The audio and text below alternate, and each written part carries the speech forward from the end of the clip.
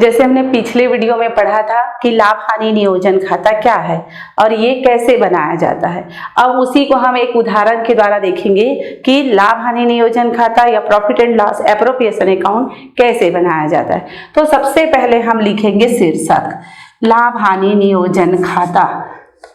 नियोजन खाता ये हुआ उसका शीर्षक। ये वार्षिक के वर्ष में एक बार बनता है, इसलिए डेट यहीं पर डलेगा। जैसे डेट दिया है 31 दिसंबर 2020 को समाप्त होने वाले वर्ष के लिए, और ये कोष्टक बंद हो जाएगा। फिर उसके बाद उसका पूरा फॉर्मेट खींचेंगे अपन। ये हो जाएगा विवरण राशि, विवरण राशि, ये खंड बनेगा। इसमें दिनांक का कोई कॉलम नहीं होगा क्योंकि ये वर्ष में एक ही बार बनाया जाता है। तो यहाँ पर लिखेंगे विवरण राशि, विवरण और राशि। लाभ हानि नियोजन खाता यानी इसके भी दो पक्ष होते हैं, डेबिट और यहाँ लिखेंगे क्रेडिट।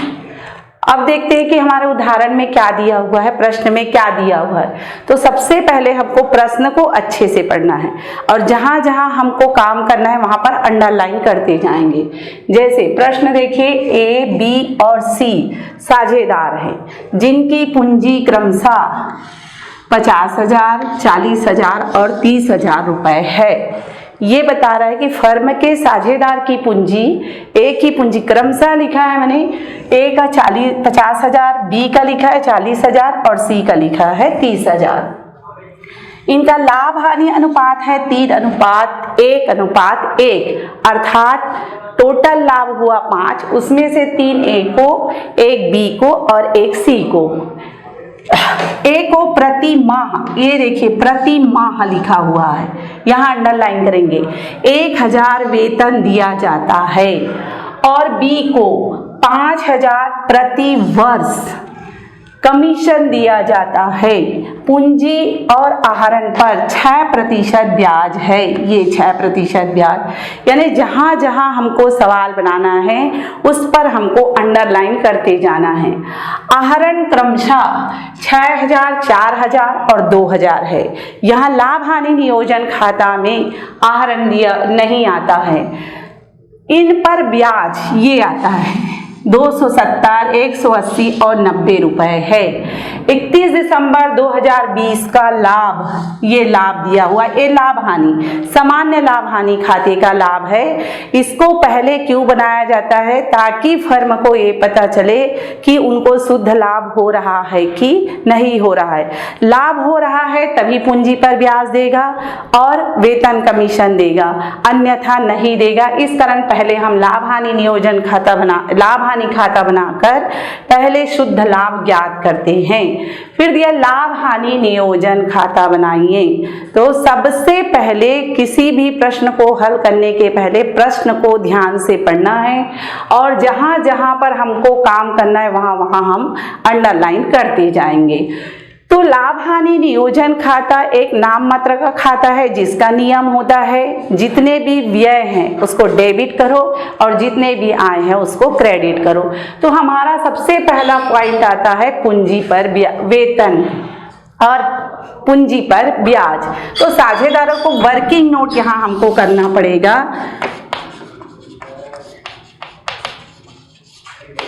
वर्किंग नोट, चलिए पहला वर्किंग नोट होता है, ए को प्रति माह 1,000 वेतन दिया जाता है। जैसे जैसे हम पढ़ते जाएंगे वैसे वैसे हम सवाल हल करते जाएंगे। ए को प्रति माह माने एक माह, जबकि हमारा खाता बनता है वार्षिक, तो 1 वर्ष बराबर होता है 12 माह। वेतन,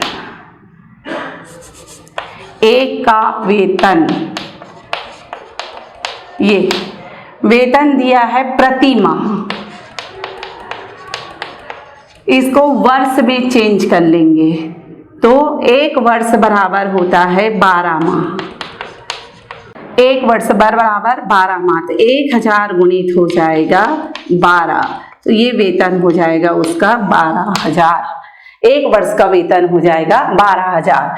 तो हम जब भी कोई प्रश्न हल करेंगे तो हम अपने आप को फर्म सोचेंगे, हमारे लिए क्या आय है और क्या व्यय है। जहां जहां दिया लिखा है वो व्यय है और प्राप्त किया लिखा वहां आय है। तो ए का वेतन यानी फर्म जो है, जितने भी खाते बनते हैं फर्म की पुस्तकों में बनते हैं, इसलिए अपने आप को हम फर्म समझकर या फर्म सोचकर ही प्रश्न हल करेंगे। ए को वेतन दिया यानी फर्म के लिए व्यय है। तो नाम मात्र के खाते का नियम कहता है व्यय और हानि को डेबिट करो और आय और लाभ को क्रेडिट करो, तो ये व्यय है यानी डेबिट हो जाएगा। तो इसके लिए पंजी होगा लाभ हानि नियोजन खाता विकलन ए का वेतन से। तो ये हो जाएगा 2A का वेतन, ए का वेतन। यहाँ पर भी लिख सकते हैं अपन 1,000 गुणित 12, यहाँ पर लिखेंगे 12,000। ये हो गया व्यय है यानी डेबिट पक्ष में।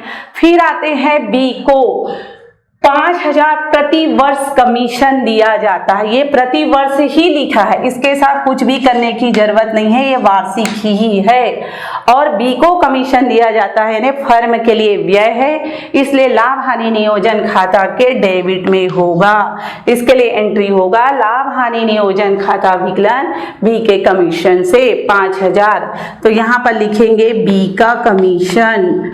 कमीशन ये वार्षिक है ना, जैसे का तैसे रहेगा, इस पर किसी भी प्रकार की क्रिया नहीं होगी। 5,000। फिर आता है पूंजी और आहरण पर 6% ब्याज दिया जाता है। तो यहाँ पर हम लिखेंगे दूसरा वर्किंग नोट लिखेंगे पूंजी पर ब्याज की गणना।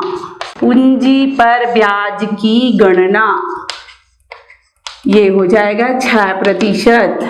तो ए का पूंजी है 50,000, तो 50,000 गुणित 6 हो जाएगा ये बटे 6% मेरे 6/100, 100 पर 6 रुपए। तो ये कटा 1, ये 2 और ये 2 ऊपर कट गया, तो इसका हो जाएगा 6×5 30, 3,000 रुपए। फिर बी का पूंजी पर निकालेंगे, बी का पूंजी है 40,000, 40,000 गुणित 6/100 ये हो गया, तो 6 चौक 24, 2,400 रुपए हो जाएगा। फिर सी का पूंजी दिया हुआ है 20,000। ये प्रश्न है 50, 40 और 30,000। ये 30,000 गुणित 6/100 ये हो गया, 1 2 शून्य कट गया और ये हो जाएगा 6 या 1,800। इस प्रकार पूंजी पर हम ब्याज की गणना करेंगे और उसको वर्किंग नोट में शो भी करेंगे। तो पूंजी पर ब्याज फर्म जो है साझेदारों को पूंजी पर ब्याज देती है, इसलिए फर्म के लिए व्यय है। तो लाभ हानि नियोजन खाता के डेबिट में लिखेंगे 2 पूंजी पर ब्याज। इसके लिए एंट्री हुआ लाभ हानि नियोजन खाता विकलन पूंजी पर ब्याज खाता से। पूंजी पर ब्याज सभी का अलग अलग लिखेंगे, ए का 3,000 और बी का आएगा 2,400, 2,400 और सी का होगा 1,800। फिर इसको आउटर में लिखेंगे पूरा प्लस करके, 0 ये 0, 8 4 12 का 2, 3 और 1 4, 4 और 2 6, 6 और 1 7, 7,200 यहाँ लिखेंगे। जब भी हम अमाउंट लिखेंगे इकाई, दहाई, सैकड़ा का ध्यान रखेंगे ताकि आसानी से इसको प्लस कर सकें। फिर आता है आहरण, 6,000, 4,000 और 2,000 है। आहरण का लेखा यहाँ नहीं होता। इन पर आहरणों पर ब्याज है 270, 180 और 90 रुपया। आहरण पर ब्याज 2 जगह दिया है, देखो यहाँ पर भी है और यहाँ पर भी है, प्रतिशत में भी दिया है और निकाल कर भी दिया है। तो हमका काम है निकाल कर जो दिया है। आहरण वो होता है जब साझेदार फर्म से कोई धनराशि अपने निजी उपयोग के लिए निकालता है, उसको कहते हैं हम आहरण। तो आहरण किया है साझेदार, तो जिस प्रकार फर्म पूंजी पर ब्याज देती है उसी प्रकार साझेदार अगर कोई धनराशि फर्म से निकालते हैं तो उनको भी फर्म को ब्याज देना पड़ेगा। इसलिए आहरण पर ब्याज जो है फर्म के लिए आय है। तो कोई भी आय होता है जो क्रेडिट होता है।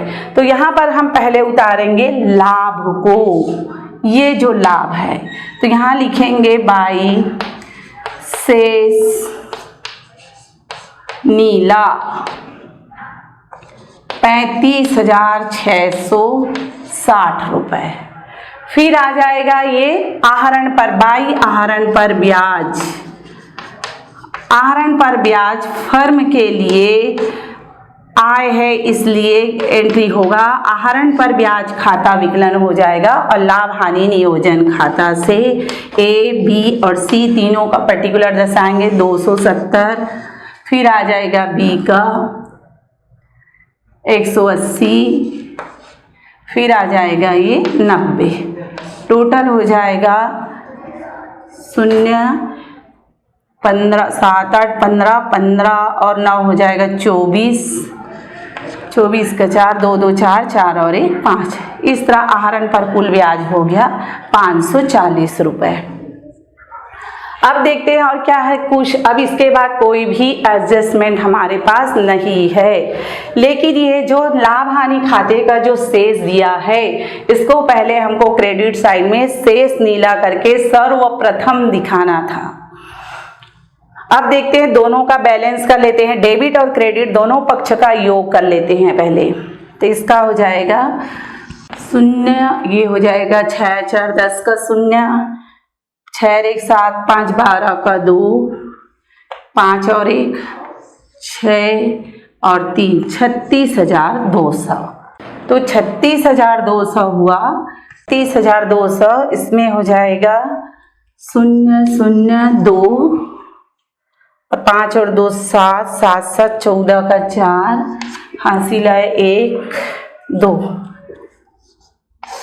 0 0 2 गया 0 और 7 14 6 में से 4 गया 2 और 3 में से 2 गया 1। इस तरह 12,000 हमने देखा। सी आर का योग जो बड़ा है और डी आर का योग जो है छोटा है। सी आर बड़ा है इसका मतलब लाभ होगा। क्रेडिट पक्ष में हम सारे आय को लिखते हैं, तो सी आर बड़ा है तो सी आर बड़ा है माने लाभ होगा। तो इस लाभ को हम साझेदारों को उनके पुराने अनुपात में बांट देंगे। तो यहाँ पर हो जाएगा तीसरा वर्किंग नोट हो जाएगा लाभ का विभाजन। लाभ का विभाजन ये कौन 3:1:1। तो ए को मिलेगा 12,000 गुणित 3 और 1 4 और 1 5 5 हो गया और ये 3/5 या इसका हम बना लेते हैं 3/5 1/5 और 1/5। तो इनका हिस्सा हो जाएगा 5 एकम 5 दूनी 10 और 5 चौक 20। ये 2400 का गुना कर देते हैं 0 0 और ये 7,200 और बी को प्राप्त होगा 12,000 गुणित 1/5। तो ये हो जाएगा 5 दूनी 10 5 चौक 20 और ये 2400। फिर इसका भी हो जाएगा 2400। सी का भी वही है रेशियो है 12,000 गुणित 1/5 यानी 2400। ये हो गया। तो अब योग करके देखते हैं इसको 12,000 आना चाहिए। कहाँ गड़बड़ हो गया 5 एकम 5 दूनी 10 5 चौक 20 24।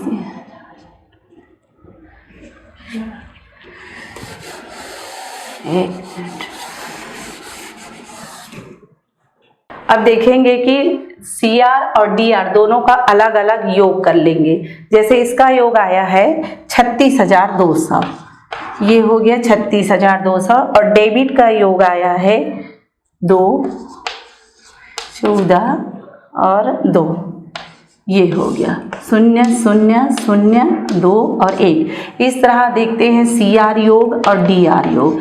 तो देखें कि सी आर बड़ा है तो सी आर बड़ा है माने लाभ होगा। 12,000 रुपये का लाभ हुआ तो लाभ यही 12,000 का लाभ का हम विभाजन करेंगे साझेदारों को उनके अनुपात में 3:1:1 अर्थात 3/5 1/5 और 1/5।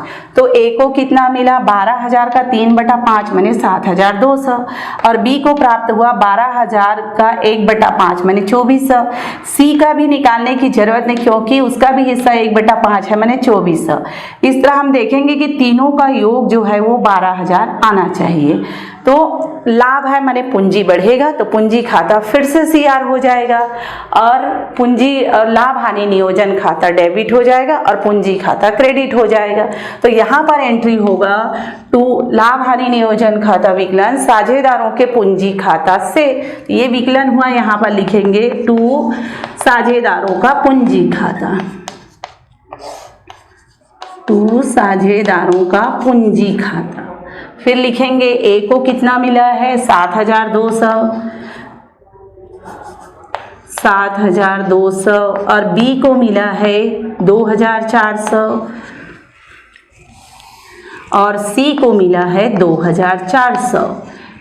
इस तरह हम देखते हैं कि लाभ का विभाजन 12,000 रुपये किया गया और दोनों पक्ष को अपन बराबर कर देते हैं 36,200 और यहाँ 2 लाइन खींचना अनिवार्य है। ये बंद हुआ और ये 2 लाइन खींचना यहाँ पर अनिवार्य है, योग के नीचे 2 लाइन आना ही। इस तरह लाभ हानि नियोजन खाता तैयार हो गया।